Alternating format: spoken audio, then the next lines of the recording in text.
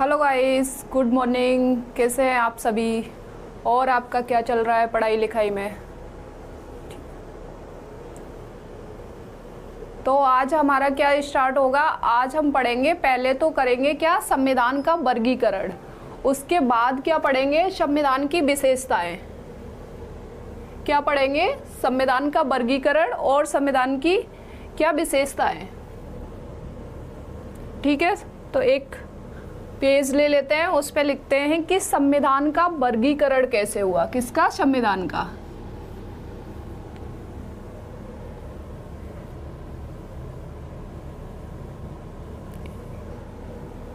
ठीक है, पेन ले लिया। अब लिखते हैं संविधान का क्या वर्गीकरण।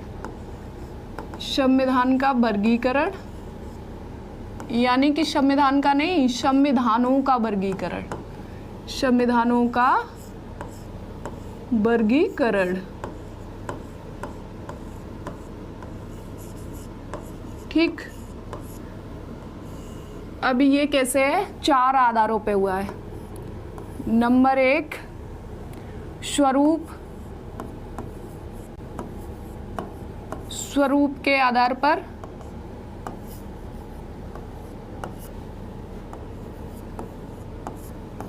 स्वरूप के आधार पर वर्गीकरण कैसे होता है? संविधान लिखित है या फिर अलिखित है। कैसा है? लिखित या फिर अलिखित। लिखित संविधान और दूसरा क्या? लिखित। लिखित अलिखित।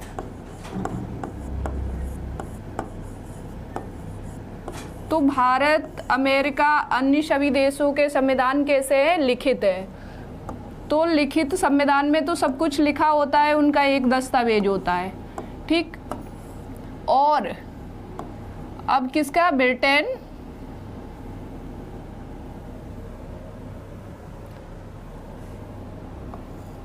अच्छा, ये यूएसए यहाँ कर देते। ठीक, अब किसका? ब्रिटेन और इजराइल। इनका संविधान कैसा है? अलिखित है, लेकिन इनका जो सोर्स होता है ना, इजराइल, इनका सोर्स सदैव कैसा होता है? लिखित। क्योंकि इनका कोई कानून कहीं पे लिखा गया होगा, वहाँ से लिया गया है। तो ब्रिटेन में इसको पहले एक्सप्लेन कर लेते हैं, उसके बाद क्या करेंगे, उसके बाद आगे चलेंगे, नहीं तो चीज़ें समझ में नहीं आएंगी। तो ब्रिटेन का कहाँ से लिया गया? ब्रिटेन का लिया गया एक तो मैग्ना कार्टा। क्या? Magna carta. मैग्ना कार्टा कब आया? 1215 में। वहाँ के राजा थे जॉन किंग। वो क्या कर रहे थे? शासन कर रहे थे। और वहाँ के कौन थे? सामंत थे नाराज कि उनको क्या नहीं मिल रहा था, उनकी जो प्रजा थी उनको अपने अधिकार नहीं मिल रहे थे। तो फिर ये क्या हुआ, ये एक तो कानून यहाँ से लिया गया। तो कुछ अलिखित संविधानों में क्या होता है कि एक तो परंपरा से चला आया, या फिर किससे, कोई प्रथा है वहाँ से चला आया। और दूसरा क्या है कि जो लिखित, इनके हमेशा लिखित सोर्स होते हैं, उनसे ही इनके क्या लिए गए? कानून। एक लिया गया पिटीशन ऑफ राइट। क्या? Petition of right. ये कब आया? पिटीशन ऑफ राइट आया 1632 में। कब आया? 1632 में। और एक कहाँ से लिया गया? Bill of right. कहाँ से? Bill of right.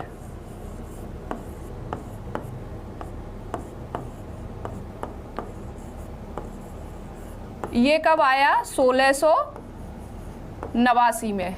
ये 3 इसके सोर्स हैं, किसके? ब्रिटेन के संविधान के। किसके? ब्रिटेन का संविधान जो कहते हैं ना कि अलिखित संविधान है, उसके ये क्या है? लिखित स्रोत हैं। किसके? ब्रिटेन के संविधान के। और इजराइल का क्या है? इजराइल का एक व्यक्ति थे, हरीरी। कौन थे? इजराइल का कहाँ से लिया गया है? हरीरी कानून से। हरीरी, वहाँ से इसको क्या मिली है? इसके संविधान को प्रेरणा मिली है। तो अब समझ में आ गया कि अलिखित संविधान में ऐसा नहीं होता है कि कुछ भी लिखा नहीं जाता है, इसमें भी चीज़ें लिखी जाती हैं। ठीक, अब क्या आया? प्रकृति। नंबर 2, एक तो हो गया स्वरूप, अब क्या हो गई प्रकृति, कि प्रकृति कैसी है।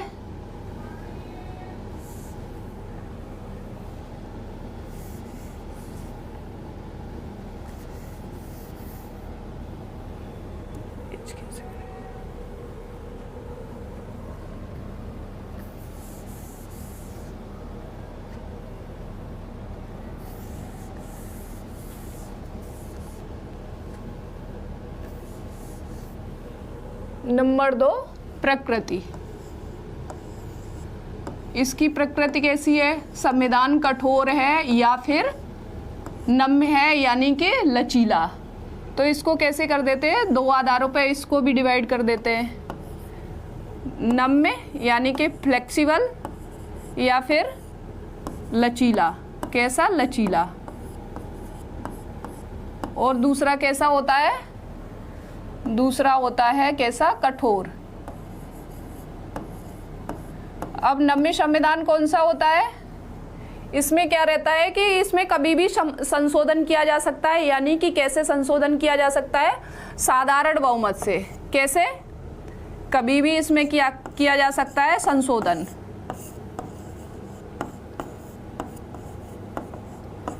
कभी भी संशोधन। अब कठोर कैसा होता है, इसके संशोधन की प्रक्रिया क्या होती है, अत्यधिक जटिल। संशोधन प्रक्रिया कैसी होती है, अत्यधिक जटिल।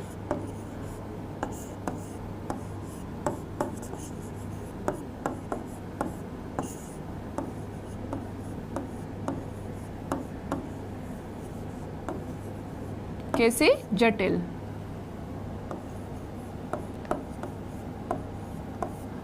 अब हम ये सारा जो डिटेल समझ रहे हैं, तो हमारा संविधान कैसा है, भारत का संविधान दोनों का मिश्रण है। अब इसका मिश्रण कैसे है कि कुछ तो हमारे संशोधन कैसे होते हैं, साधारण बहुमत से। कैसे होते हैं, साधारण बहुमत प्लस साधारण बहुमत से प्लस अनुच्छेद यानी कि आर्टिकल 368 के तहत। तो जो 368 में संशोधन किया जाता है, वो प्रक्रिया कैसी होती है, बहुत जटिल होती है। उसमें कैसे होता है, विशेष बहुमत के द्वारा संशोधन होता है। अब क्या आया, तीसरा। अब इसकी क्या है, संरचना क्या है, किसकी, इसकी संरचना क्या है। नंबर 3, संरचना के आधार पर। किसके आधार पर, संरचना के आधार पर। अब इसकी संरचना कैसी है, या तो क्या है, ये निर्मित है, मतलब फॉर्म किया हुआ है, जैसे भारत का संविधान सभा द्वारा निर्मित किया गया है, यानी कि क्या किया गया है, इसको फॉर्म्ड किया गया। और दूसरा क्या होता है, विकसित करना। तो विकसित करने का मतलब क्या होता है, कोई परंपरा थी, चली आ रही थी, इसको क्या किया है, एक दस्तावेज के रूप में तैयार किया है। दस्तावेज के रूप में तैयार। कैसे, दस्तावेज के रूप में तैयार।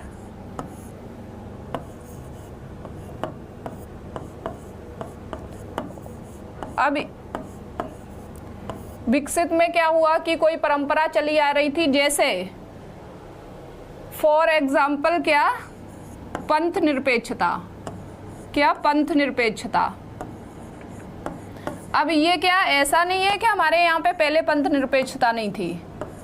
भारत देश हजारों हजार वर्षों से पहले सभी धर्मों का क्या करता था, सम्मान करता था। लेकिन जब हमें लगा कि 42वां संविधान संशोधन 1976 में जब हमें लगा कि क्या हो गई है, पंथ निरपेक्षता क्या परिपक्व हो गई, यानी कि मैच्योर हो गई है, उसके बाद क्या किया, उसके बाद हमने क्या किया, लागू किया। इसको कब लागू किया, 42वां अमेंडमेंट एक्ट 1976 में क्या किया, इसको लागू किया। क्योंकि इस समय तक क्या हो गई थी, इसकी परिपक्वता हो गई थी। और पंथ निरपेक्षता कल हम इसको डिटेल बताएंगे इसका, क्योंकि पंथ निरपेक्ष शब्द क्या है? अगर देखा जाए तो इसका इंग्लिश में क्या लिखा हुआ है? सेक्युलर। तो इसका सेक्युलर पंथ का मतलब तो इंग्लिश में सेक्ट होता है। तो ये कैसे आया, क्या हुआ, कि क्यों इस शब्द को चुना गया और कोई शब्द क्यों नहीं लिया गया? क्योंकि ये सबसे नज़दीक में दिख रहा था इसलिए। और पंथ निरपेक्षता का मतलब क्या होता है? पश्चिम के देशों की तरह नहीं होता है कि धर्म से पृथक्करण नहीं होता है। पंथ निरपेक्षता का मतलब भारत में है कि सभी धर्मों का क्या करना? सम्मान करना। अब क्या बचा? संरचना हो गई। अब क्या बचा? विचारधारा के आधार पर। नंबर 4 किसके आधार पर? संविधान का वर्गीकरण विचारधारा के आधार पर। अब विचारधारा कितने प्रकार की होती है? विचारधारा होती है नंबर 1 उदारवादी विचारधारा। कैसी विचारधारा? उदारवादी। अब इसमें क्या होता है? इसमें व्यक्ति की आज़ादी यानी कि व्यक्ति की स्वतंत्रता सर्वोपरि होती है। किस पर? व्यक्ति की स्वतंत्रता सर्वोपरि।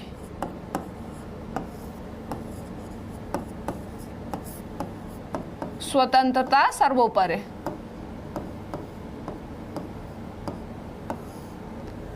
और क्या? दूसरा क्या है? उदारवादी, समाजवादी। कौन सा? समाजवादी। अब समाजवादी में क्या होता है कि जो राज्य होता है यानी कि गवर्नमेंट, वो क्या करती है? सारी जिम्मेदारी उसके हाथ में होती है। वो क्या करेगी? लोगों को क्या प्रोवाइड कराएगी? एजुकेशन। क्या प्रोवाइड कराएगी? एजुकेशन, हेल्थ, इंफ्रा, यानी कि जो सड़क वगैरह बनाती है उसका अधिकार भी किसके पास होता है? सरकार के पास, यानी कि स्टेट के पास होता है। और क्या करती है? जो क्या टीकाकरण वगैरह, टीकाकरण कराना, स्वच्छ पेयजल की व्यवस्था करना, ये सारे काम किसके होते हैं? ये सारे काम समाजवादी सरकार में किसके होते हैं? सरकार के पास होते हैं। अब क्या आया? कैसी सरकार आई? अब सत्तावादी सरकार। अब इसी में 3 नंबर कैसी? सत्तावादी सरकार। सत्तावादी सरकार कैसी होती है? जिसमें नागरिकों के हित, मतलब वरीयता किसको दी जाती है? वरीयता दी जाती है सरकार को। वरीयता किसको? जो सरकार कहेगा, सरकार के अनुसार क्या होगा? सही होगा, वही माना जाएगा, ना कि नागरिकों को। तो वरीयता किसको? सरकार को। किस पर? नागरिकों पर। सरकार को नागरिकों पर। किस पर? नागरिकों पर। ये कहाँ पे है इस टाइप की सरकार? इस टाइप की सरकार कहाँ है? चीन में। कहाँ है? चीन में। आपने देखा होगा कि चीन की कोई भी मीडिया कुछ भी छाप नहीं सकता उसके किसके बिना? परमिशन के, यानी कि वहाँ की सरकार के बिना परमिशन के वहाँ की मीडिया क्या नहीं कर सकती है? कुछ भी छाप नहीं सकता है। अब एक कौन सा आया? एक इससे भी खतरनाक है, सर्वसत्तावादी। कौन सा? सर्वसत्तावादी। अब इसमें क्या है? ये सर्वसत्तावादी क्या होता है? सर्वसत्तावादी का मतलब होता है कि सब कुछ जो वहाँ का शासक है ना, राजा कहेंगे या फिर शासक कहेंगे या प्रधानमंत्री है या जो भी है, क्योंकि संविधान तो वहाँ भी होता है लेकिन उसमें संविधानवाद नहीं होता है, यानी कि सरकार की सीमा तय नहीं होती है, वहाँ पे लोकतंत्र नहीं होता है। तो जैसे कि नॉर्थ कोरिया, कहाँ? नॉर्थ कोरिया में क्या है? सर्वसत्तावादी सरकार है। वहाँ पे लोगों का क्या है? हित है, अहित है, उनका कोई मतलब नहीं है। जैसे अभी क्या हुए? अभी गेम हुए थे, कौन से? कॉमनवेल्थ या ओलंपिक, वहाँ पे कहीं पे अभी एक उन्होंने बोला था कि अगर आप मेडल जीत के नहीं लाते हो तो आपको क्या दी जाएगी? सजा दी जाएगी। तो इस टाइप की जहाँ पे सरकार होती है तो उसके लिए क्या शब्द बोला जाता है? सर्वसत्तावादी सरकार। अब क्या हो गया? संविधान का वर्गीकरण हो गया। अब हम कहाँ चलेंगे? अब हमारा आएगा क्या? चलो इस पेज को हटा देते हैं। तो अब क्या हमारा स्टार्ट हो रहा है, भारतीय संविधान की प्रमुख विशेषताएं, यानी कि संविधान की क्या विशेषताएं क्या है। एक तो क्या है, ये क्या है, सबसे बड़ा और कैसा लिखित संविधान है। कैसा है, सबसे बड़ा और कैसा लिखित संविधान। अब ये इतना बड़ा और लिखित संविधान क्यों है? मूल संविधान यानी कि कब आया, 1950 में। उसमें कितने अनुच्छेद थे? 395 अनुच्छेद और कितने 22 भाग और कितनी थी 8 अनुसूचियां। कितनी 22 भाग और 8 अनुसूचियां थी। कब? जब हमारा संविधान क्या हुआ, जब लागू किया गया 1950 में। अब वर्तमान में कितना है? लगभग 470 अनुच्छेद हैं, 25 भाग हैं। कितने भाग हैं? 25 भाग है और 12 क्या है? 12 अनुसूचियां हैं। जो कब जोड़ी गई? 9वीं अनुसूची कब जोड़ी गई? प्रथम संविधान संशोधन 1951 में। दूसरी कब जोड़ी गई? 52वां संविधान संशोधन 1985 में, जो दल बदल आया उसके लिए जोड़ी गई। 11वीं अनुसूची कब जोड़ी गई? 73वां संविधान संशोधन कब? 1992 में। 12वीं अनुसूची कब जोड़ी गई? 74वां संविधान संशोधन 1992 में। और कारण क्या है इतना विस्तृत हमारा संविधान विशाल होने का? एक तो हमारे जो भारत की भौगोलिक स्थिति है वो बहुत विशाल है। दूसरा क्या है, इस यहाँ का कल्चर बहुत डाइवर्स है, यानी कि सांस्कृतिक विविधता है। देश का आकार का बड़ा होना, और क्या है, बहुत सारी चीज़ें। जो 1935 का अधिनियम था वो बहुत व्यापक था और वहीं से हमने क्या किया, सीधी सीधी चीज़ें उठा ली। तो इसलिए क्या हो गया, हमारा संविधान हो गया बहुत बड़ा। तो इसलिए इसको क्या कहते हैं, हमारा संविधान कैसा हो गया, विस्तृत हो गया। अब दूसरी विशेषता क्या है? दूसरी विशेषता है विभिन्न स्रोतों से निर्मित। इसके स्रोत भी अलग अलग है। कौन सा स्रोत है? सबसे पहले तो क्या किया हमने, 60 देशों के संविधानों का गहन अध्ययन किया और वहां से क्या लिया, जो सर्वश्रेष्ठ क्या थे, सर्वश्रेष्ठ प्रावधान थे, उनको क्या कर लिया, अपने संविधान में क्या कर लिया, समाहित कर लिया। यानी कि अपने संविधान में क्या कर लिया, समाहित कर लिया। अब 1935 का संविधान, वो भारत सरकार अधिनियम था, वहां से क्या लिया गया, स्ट्रक्चरल फ्रेमवर्क यानी कि ढांचागत व्यवस्था वहां से ली गई। संघीय योजना, न्यायपालिका, ये सारी चीजें, संघीय योजना कहाँ से ली गई, 1935 से। न्यायपालिका कहाँ से ली गई, 1935 से। अब ब्रिटेन आया, ब्रिटेन से क्या क्या लिया गया, क्योंकि ब्रिटिश हमारे देश पर क्या कर रहे थे, रूल कर रहे थे। तो यहाँ से क्या लिया, संसदीय शासन प्रणाली, संसदीय शासन प्रणाली और विधायी प्रक्रिया और एकल नागरिकता। क्या, विधायी प्रक्रिया और एकल नागरिकता। अमेरिका से क्या क्या लिया गया, मौलिक अधिकार यानी कि फंडामेंटल राइट, न्यायिक पुनरावलोकन यानी कि जुडिशियल रिव्यू, और प्रस्तावना। क्या, प्रस्तावना का विचार। किसका, प्रस्तावना का विचार हमने कहाँ से लिया, यूएसए से लिया। और जो प्रस्तावना की भाषा है, जो इसकी भाषा कहाँ से ली, भाषा ली है ऑस्ट्रेलिया से। तो ये भी आपको फर्क याद रख लेना है कि भाषा कहाँ से ली है, ऑस्ट्रेलिया से।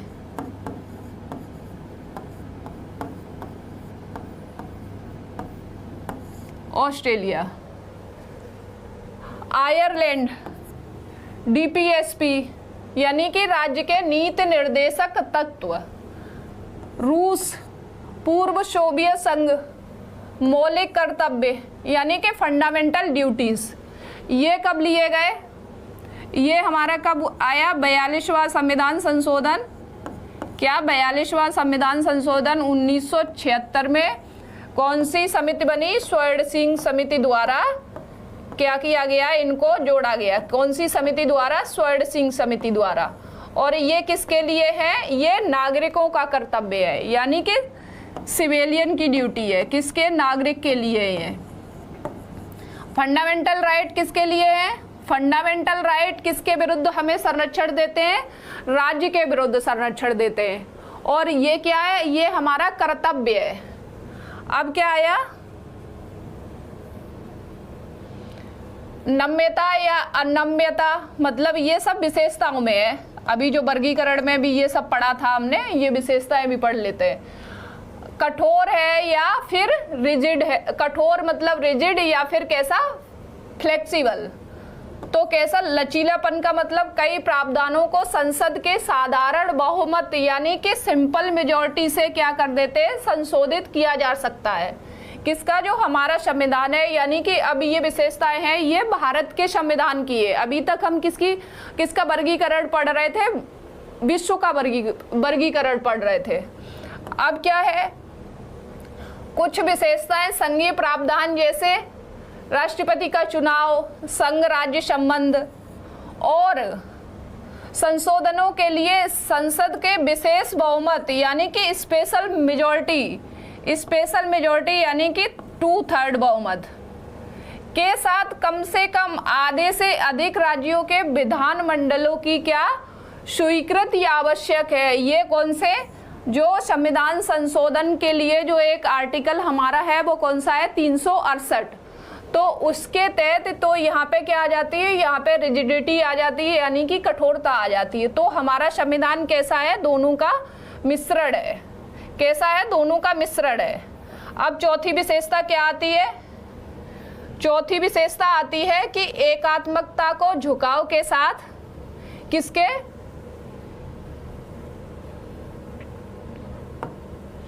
एकात्मकता के झुकाव के साथ संघीय प्रणाली। भारत में कैसी व्यवस्था है? संघीय व्यवस्था है, परंतु विषम परिस्थितियों में एकात्मक रूप धारण कर लेता है। वैसे तो क्या है? हमारा संघ क्या है? संघ मजबूत है, यानी कि केंद्र मजबूत है हमारे यहाँ पे भारत में।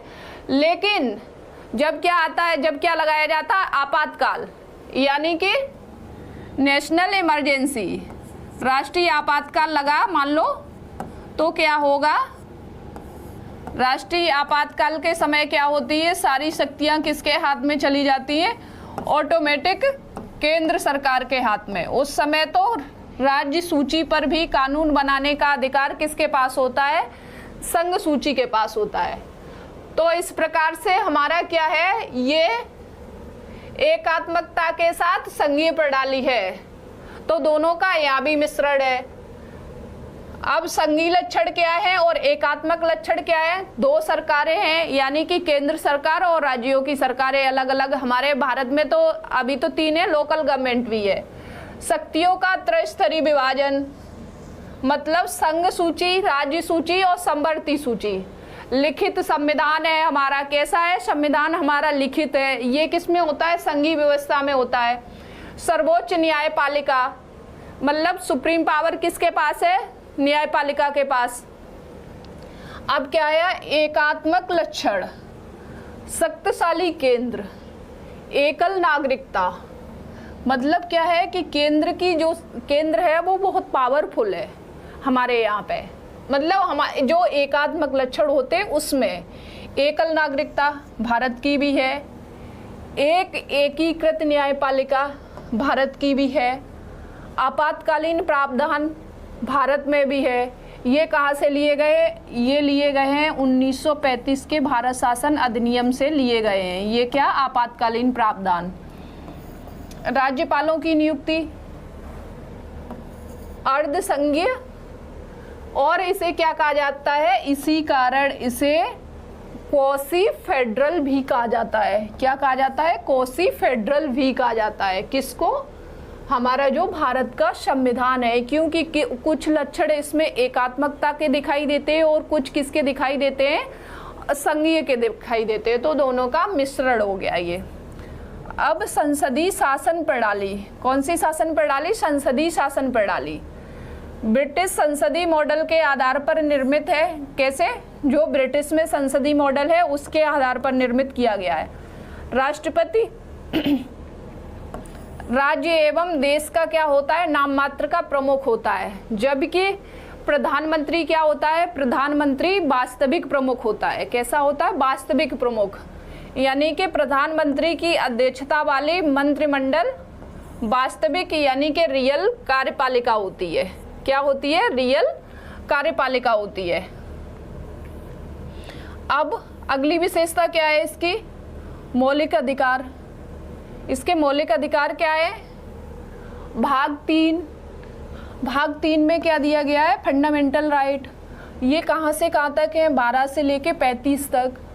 ये किसके लिए है? भारत के नागरिकों का क्या करना? सर्वांगीण विकास करना। और ये कितने हैं? 6 मौलिक अधिकार हैं। पहले कितने थे? 7 थे। 7वां कौन सा था? संपत्ति का अधिकार, जिसको अब क्या बना दिया? विधिक अधिकार यानी कि कानूनी अधिकार बना दिया। जो कहाँ रख दिया जाके? 300A में। कहाँ रख दिया? आर्टिकल 300A में रख दिया जाके उसको। अब क्या है इसमें? क्या क्या कौन से 6 हैं? इसको भी आप लोगों को याद रख लेना है, क्योंकि क्वेश्चन यहाँ से भी पूछे जाते हैं। ऐसा नहीं है कि मतलब आपने बस देखा कि नहीं इसको नहीं याद करना, ये भी पूछ लेते हैं कि समता का अधिकार आर्टिकल 14 से लेके 18 तक है, या फिर 18 से लेके 22 तक है, या 22 से लेके 28 तक है। मतलब इस प्रकार से भी क्वेश्चन क्या करते हैं एग्जामिनर, फ्रेम करते हैं। तो हर एंगल से क्या करना पड़ेगा? आपको पढ़ना पड़ेगा। फिर क्या आया? स्वतंत्रता का अधिकार 19 से लेके 22 तक। फिर किसके विरुद्ध अधिकार आया? शोषण के विरुद्ध अधिकार 23 से लेके 24 तक। फिर कौन सा अधिकार आया? धार्मिक स्वतंत्रता का अधिकार, यानी कि हम क्या कर सकते हैं? किसी भी धर्म को मान सकते हैं, किसी भी धर्म की क्या कर सकते हैं? पूजा कर सकते हैं, या फिर क्या कर सकते हैं? उसकी उपासना कर सकते हैं, प्रचार प्रसार कर सकते हैं किसी भी धर्म का। ये सब कौन देता है? ये हमारा क्या है? फंडामेंटल राइट है। संस्कृति और शिक्षा संबंधी अधिकार, किसी भी कल्चर को हम क्या कर सकते हैं? मान सकते हैं। किसी भी कोई भी शिक्षा प्राप्त कर सकते हैं, या फिर जो अल्पसंख्यक वर्ग हैं वो क्या कर सकते हैं? शिक्षा प्राप्त करने के लिए क्या कर सकते हैं? वो स्कूल कॉलेज खोल सकते हैं। अब क्या आया? संवैधानिक उपचारों का अधिकार। ये क्या होता है? अगर हमारे फंडामेंटल राइट का वायलेशन होता है तो कहाँ जा सकते हैं हम? डायरेक्ट कहाँ जा सकते हैं? सुप्रीम कोर्ट जा सकते हैं। किसके तहत? आर्टिकल 32 के तहत। और फंडामेंटल राइट के साथ साथ और भी किसी कानून का उल्लंघन होता है तो हम कहाँ जा सकते हैं? कौन से आर्टिकल के तहत? आर्टिकल 226। कौन सा? आर्टिकल 226 के तहत हम कहाँ जा सकते हैं? High court. कहाँ जा सकते हैं? High court.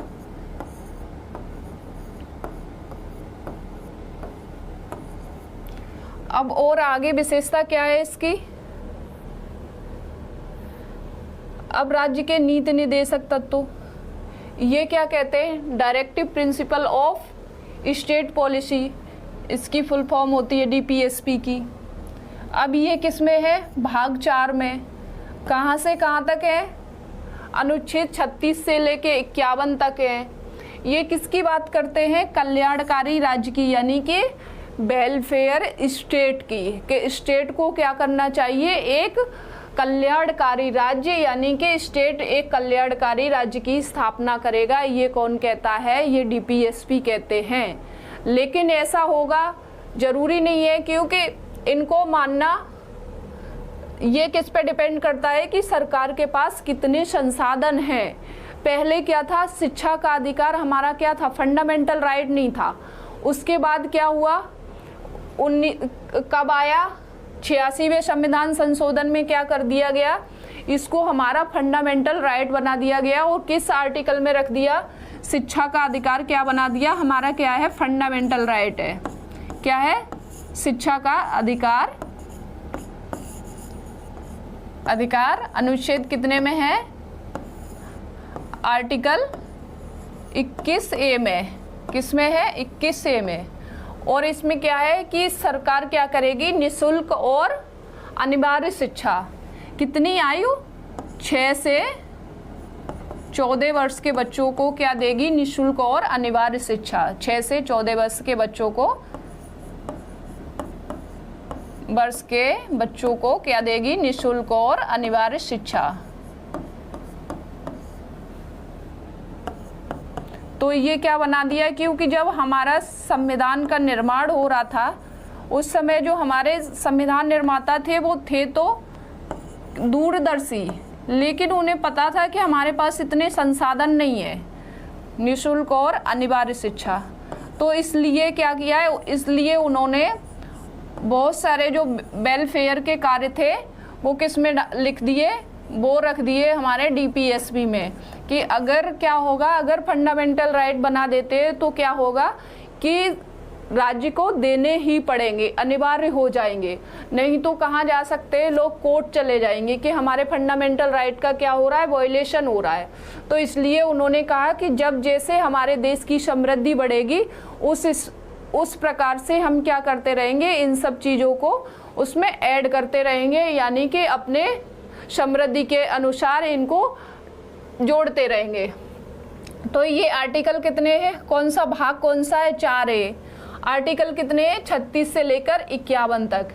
राज्य के लिए नीति निर्माण क्या है, नीति निर्माणात्मक मार्गदर्शक, मतलब ये क्या करते हैं, मार्गदर्शक का भी काम करते हैं।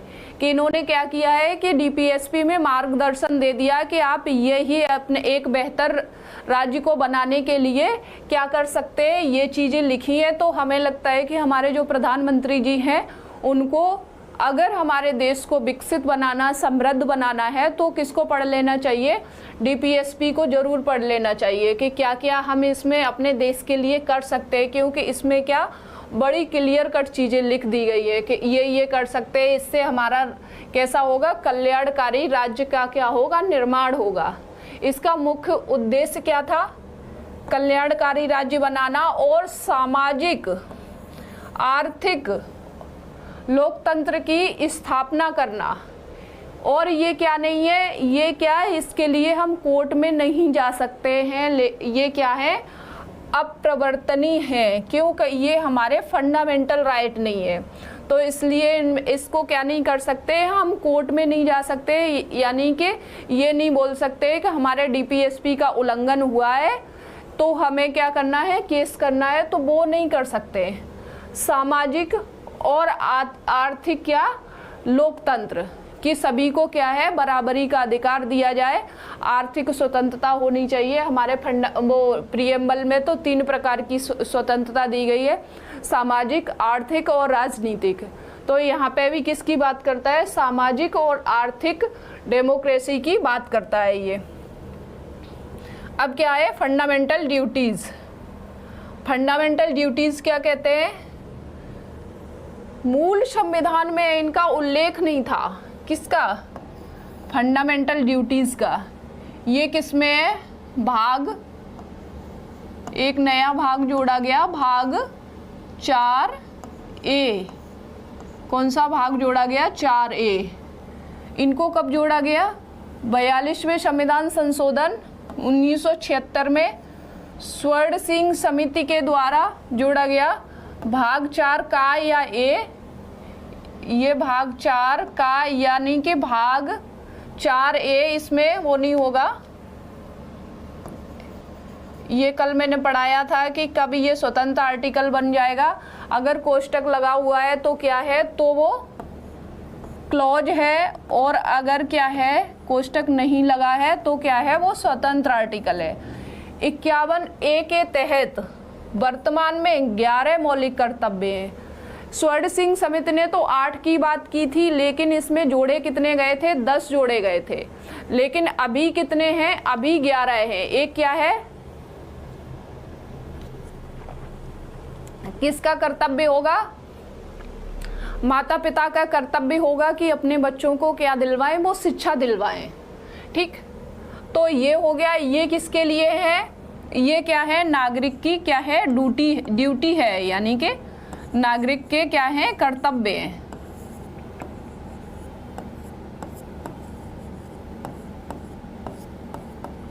क्या कि हमें क्या क्या करना चाहिए, ये 11 हैं। जब हम डिटेल में पढ़ेंगे तो इनके एक एक शब्द को एक्सप्लेन करेंगे, क्योंकि क्वेश्चन यहाँ से भी एग्जाम में पूछे जाते हैं। अब चलते हैं, अब क्या है विशेषता इसकी, स्वतंत्र एवं एकीकृत न्यायपालिका। कैसी न्यायपालिका, स्वतंत्र एवं एकीकृत न्यायपालिका।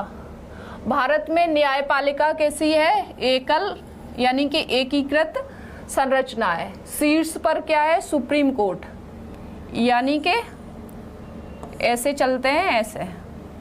यहाँ क्या है? सुप्रीम कोर्ट, उसके बाद क्या है? हाई कोर्ट, उसके बाद सबऑर्डिनेट कोर्ट। कौन सा? Subordinate court. तो इस आधार पर क्या किया गया है? हमारी न्यायपालिका का क्या किया गया है? न्यायपालिका सबसे पहले क्या आएगा, फिर क्या आएगा, फिर क्या आएगा, स्टेप बाय स्टेप इसको क्या किया गया है? डिफाइन किया गया है। तो ये क्या है? निचले स्तर पर क्या, फिर शीर्ष पर क्या है? सुप्रीम कोर्ट, राज्य स्तर पर क्या होते हैं? हाई कोर्ट, और निचले स्तर पर क्या होते हैं? अधीनस्थ न्यायालय यानी कि सबऑर्डिनेट कोर्ट। न्यायपालिका को कार्यपालिका से क्या किया गया है? पृथक किया गया है। लेकिन अब यहाँ पे तो कहा गया है कि ये कौन सा आर्टिकल कहता है? न्यायपालिका से डीपीएसपी का आर्टिकल है 50। ये क्या कहता है कि कार्यपालिका और न्यायपालिका के पृथक्करण की बात करता है। लेकिन एक आर्टिकल और है, कौन सा? 72 में क्या दिया है? क्षमादान की शक्तियाँ, जो किसके पास है? राष्ट्रपति के पास। किसकी शक्तियाँ? क्षमादान की शक्तियाँ हैं जो राष्ट्रपति के पास है। तो अब यहाँ पे कॉन्ट्राडिक्शन आपको दिखाई दे रहा होगा कि जो किसने किया, जो न्यायपालिका ने क्या किया? किसी व्यक्ति को सजा दी। किसकी सजा दी? आजीवन कारावास दिया या फांसी की सजा दी या जो भी है वो। इसमें क्या, अगर वो क्या करता है? दया याचिका दायर करता है तो क्या कर सकते हैं? राष्ट्रपति क्या कर सकते हैं? उसको माफ कर सकते हैं, यानी कि उसके डेथ सेंटेंस को भी माफ कर सकते हैं, यानी कि मृत्यु दंड को भी माफ कर सकते हैं। तो कुछ इसमें क्या है? हमारे संविधान में अपवाद स्वरूप चीजें भी है। तो आपको ऐसा नहीं कहना चाहिए कि यहाँ पे तो न्यायपालिका को कार्यपालिका से पृथक्करण की बात करते हैं। दोनों क्या है? स्वतंत्र हैं, यानी कि इंडिपेंडेंट है। लेकिन आर्टिकल 50 में भी यही कहा गया है डीपीएसपी में। और इसमें क्या? आर्टिकल 72 कहता है क्षमादान की शक्ति। तो यहाँ पे तो कार्यपालिका न्यायपालिका में हस्तक्षेप करते हुए दिखाई देती है। तो ये सब चीजें कुछ अपवाद में भी हमारे संविधान में दी गई है। अब क्या आया? पंथ निरपेक्ष राज्य, यानी कि सेक्युलर स्टेट। कैसा स्टेट? Secular state. अब सेक्युलर स्टेट क्या होते हैं? भारत का कोई अधिकृत या राजकीय धर्म नहीं है। भारत का कोई धर्म नहीं है। यूरोप वगैरह या पश्चिम के देशों में क्या है? वो धर्म और राज्य दोनों क्या है? बिल्कुल अलग है। वो किसी धर्म से क्या रखते हैं? बिल्कुल अलगाव रखते हैं, धर्म का सम्मान भी नहीं करते। लेकिन हमारे जो भारत का सेक्युलर है वो क्या करता है? राज्य सभी धर्मों का क्या करेगा? समान संरक्षण एवं आदर प्रदान करता है। क्या करता है? आदर प्रदान करता है। किसको? सभी धर्मों को। और ये कब जोड़ा गया? 42वें संविधान संशोधन 1976 द्वारा जोड़ा गया। जो कहाँ है? प्रस्तावना में क्या? पंथ निरपेक्ष शब्द जोड़ा गया। 3 शब्द जोड़े गए थे, समाजवादी, क्या? समाजवादी, पंथ निरपेक्ष और क्या? अखंडता। समाजवादी, पंथ निरपेक्ष और क्या? अखंडता। पंथ निरपेक्ष और अखंडता।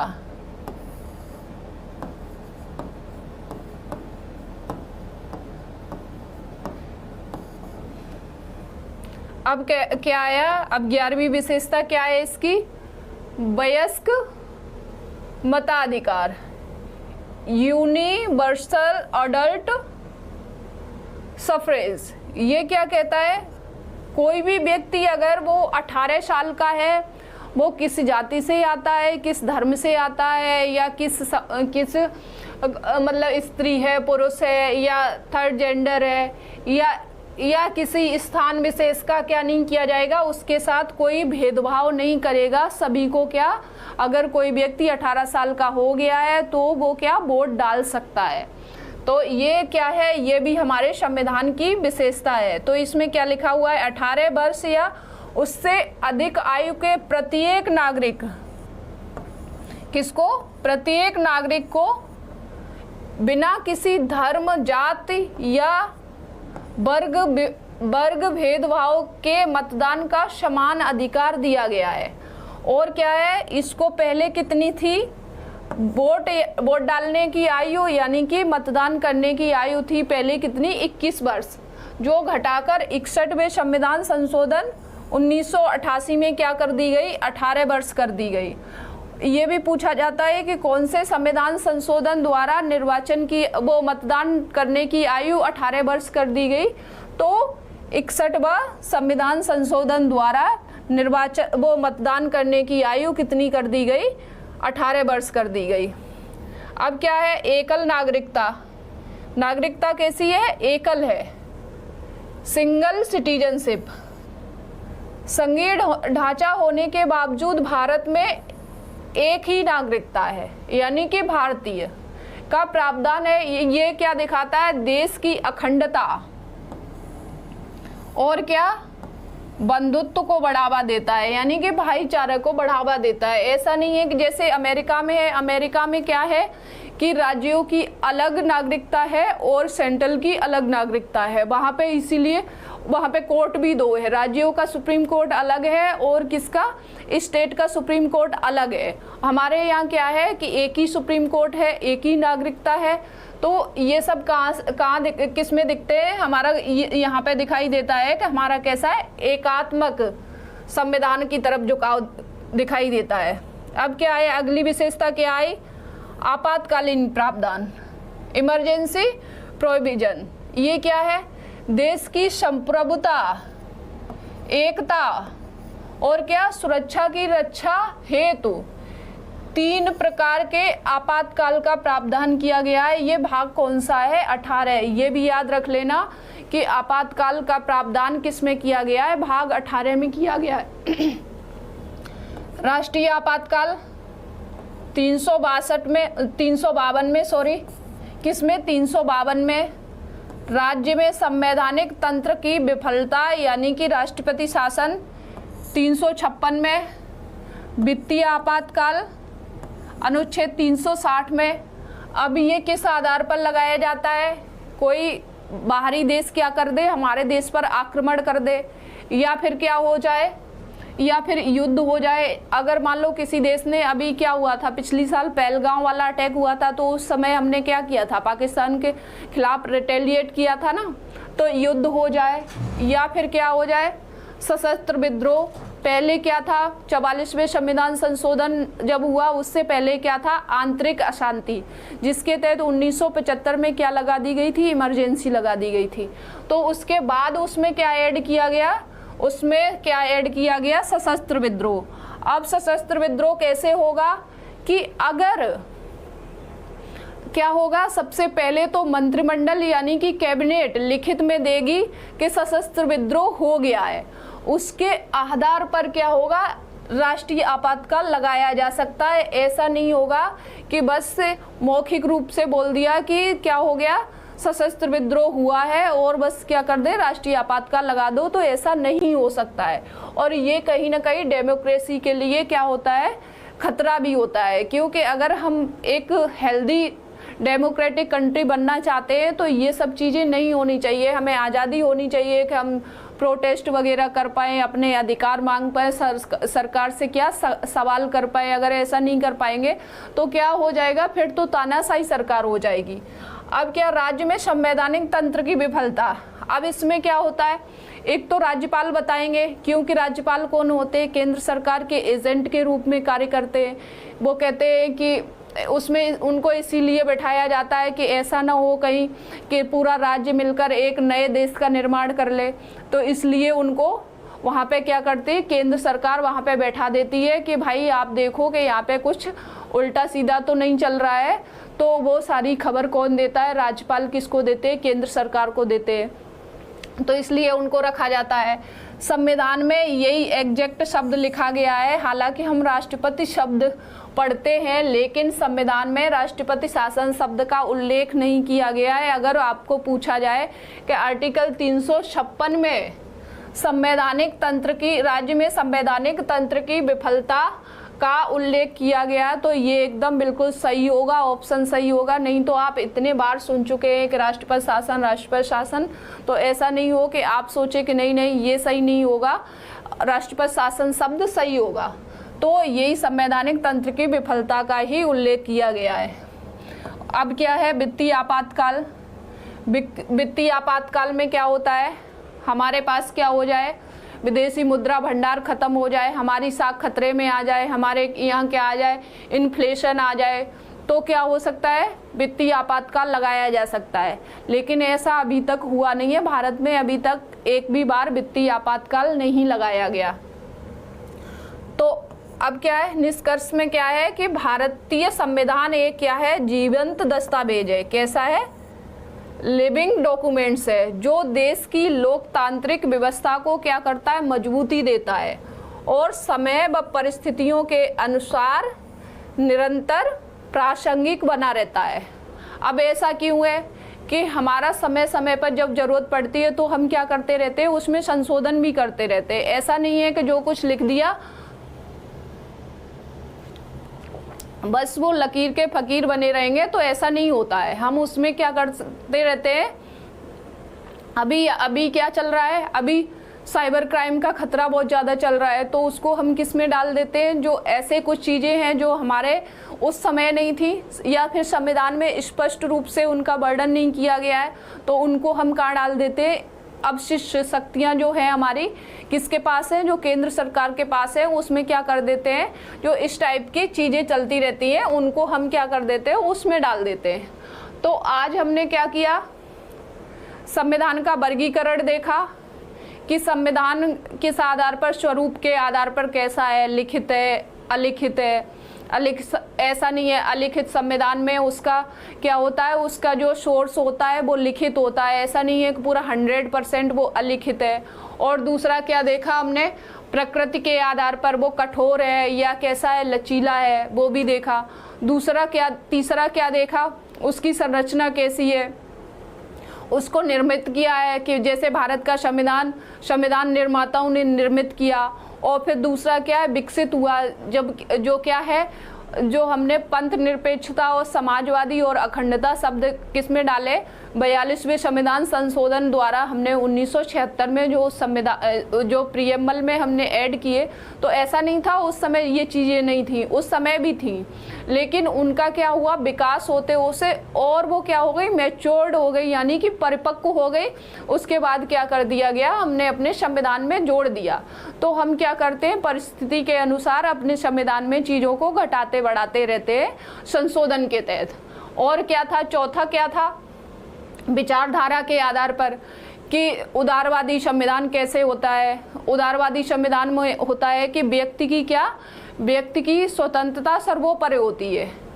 और फिर दूसरा क्या है, समाजवादी संविधान। समाजवादी संविधान में क्या होता है कि सरकार यानी कि राज्य क्या करेगा, लोगों को क्या प्रोवाइड कराएगा, हेल्थ, एजुकेशन, इंफ्रा, स्वच्छ पेयजल और क्या वैक्सीनेशन वगैरह, ये सब किसके पास होता है अधिकार, सरकार के पास, यानी कि राज्य ही सब कुछ प्रोवाइड कराएगा पब्लिक को।